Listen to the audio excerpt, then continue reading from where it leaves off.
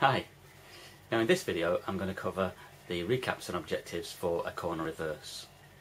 Now I'm calling it a corner reverse because quite often you're going to get a left reverse as the corner, but occasionally they do choose to give you a right reverse, so don't be surprised if a right reverse comes up.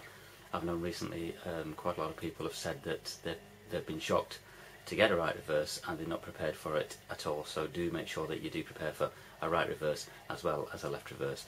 But left reverse is quite more often than not the more common one that you would get. Therefore in the word picture the examiner isn't going to say you've got a left reverse or a right reverse, they'll just say teach me a corner reverse. So try not to say that you're going to do a left reverse because you won't really know until you get to the site which it's going to be. So the word picture might be I'd like you to teach me a corner reverse, and therefore in the recap and objectives you would just say I'm going to teach you how to reverse around a corner, and then when the examiner has directed you to the appropriate corner they'll point out whether it's on the left or the right, and it's at that point that you will know which one you're going to teach. So just be prepared for that. But if you did get a corner reverse, well, imagine that the pupil was driven to the site. You would keep control of the pupil on the way, like we've talked about before, with your positive and proactive instruction. And when you get to the site, you would give a little bit of feedback on that drive, but not for too long, just keep it brief. Because the main thing that you've got to do is cover the subject that you've been asked to teach, which would be the corner reverse. We'll take it as if it's going to be a left reverse on this occasion. So we're at the site, we're parked on the left, and in front of us there's a junction that we're going to reverse around.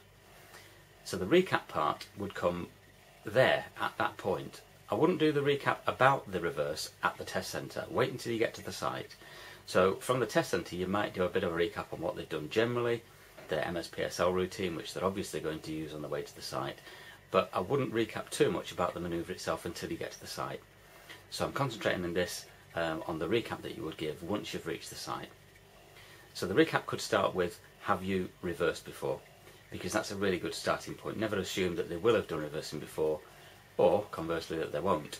So if you ask the question you'll get a yes or no answer, which we wouldn't normally want, but on this occasion we do. And from there you can move on. So if they say yes, you can take it down one path. If they say no, you can go down a different path. If they did say no, then a good idea would be to practice a little bit of straight reversing before doing the exercise itself, and establish some reference points that they could judge the curve by when they're reversing back in a straight line. If they say they have done a bit of reversing, then you've got a few more things that you can go into depth with on the recap. So let's assume that they said yes, they've done a little bit of reversing. Then you would want to know things like where would you look before you start the reverse, and that should be all around, and where would you look as you're reversing, mainly through the back window. You would want to establish have they got a reference point to tell the distance from the curb through the back window, and then once you've got that reference point you can then relate back to it during the manoeuvre, particularly when they get round the corner and they want to know how to judge whether it's parallel with the new road. Try to not be too vague with that. Make sure that they give you a specific reference point, and try not to tell them where the curb is going to cut into the window, but ask them. So if you said to them, do you have a reference point, and they'll say yeah, I've got one, then don't just take it on face value. Ask them, where is it? Where does the curb look like it is in the window to you?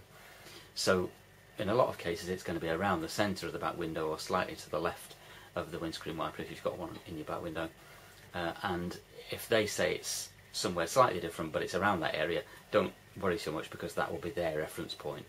So I know some people have stickers in the window. It's not really a good idea because not all pupils are going to see it in exactly the same place, and certainly if you try that with an examiner they're going to say it isn't there.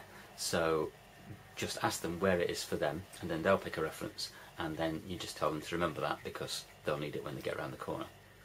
So you can recap on observation, you can recap on accuracy in that sense, and you can recap on control, a bit like we've done with the turn in the road, by asking specific questions about the control, about clutch control and brake control, but making sure that you're getting really good answers. So if you're asking about clutch control, don't just say have you used clutch control, because they'll just say yes, but investigate that. How would you use the clutch to control the speed of the car very slowly? What would you do if it's sped up? How would you slow it down? And so in your own mind you should have the answers that they're going to dip the clutch a tiny bit to slow it down and bring it up a tiny bit to move them. But if you don't get those kind of answers, then you've found a fault and you can work on that and fix it. So even at this stage you're working on fault identification, analysis and correction. Once you've done that recap, you would then set the objective, and like we've done before, you would have a link from that recap to the objective. So let's say that they're giving you some really good answers about observation, accuracy and control, and you can then say, well, it's really good that you've remembered all those things, because today we're going to use all those skills in this manoeuvre. So I'm going to now teach you the left reverse, and I'll explain it to you first and show you a diagram so that you can see it in theory. Then you're going to practice it with a lot of help from me to begin with, and by the end of the lesson you should be dealing with it with less help. And you can suggest a demonstration in this. It might be useful for a real pupil because of the time constraints in the test, and the examiner is normally not going to ask you to give a demonstration, but if you offer it, it's a good thing to do, and then they'll say, no, I'll just have a go. But at least they would know that that would be your plan if you had a real pupil, and for a lot of pupils the demonstration would work better than the briefing. So that's basically how you might set up the recap and the objective for the left reverse or the right reverse. So remember, it could be either, and don't assume that it's going to be the left. I hope that helps. See you next time.